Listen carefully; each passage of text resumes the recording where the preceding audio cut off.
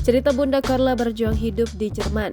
Dikenal ceria saat live Instagram, ternyata ada pengalaman pahit yang dialami Bunda Carla. Ia pun menceritakan bagaimana ia bisa bekerja di restoran cepat saji yakni McDonald.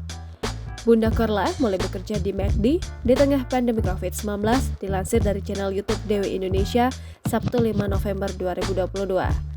Dalam kesempatan itu, Bunda Carla yang tengah viral mengaku tak mengandalkan hal tersebut sebagai tempat untuk meraup kekayaan. Hal tersebut lantaran Bunda Carla memikirkan pekerjaan tetap dan penting yang merupakan jaminan hidup di masa depan. Bunda Carla lantas menceritakan kisah perjuangannya yang rela bekerja di restoran cepat saji setelah dirinya bercerai. Pasalnya, Bunda Carla harus menghidupi dirinya setelah berpisah dengan sang suami sehingga ia harus bekerja keras.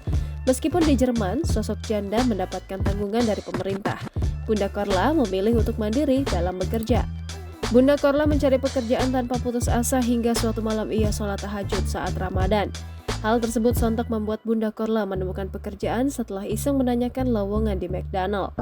Bunda sholat tahajud, Bunda netiskan air mata, Bunda mengadu sama Tuhan. Selain itu, Bunda Carla mengatakan bahwa dirinya sangat rajin dalam bekerja.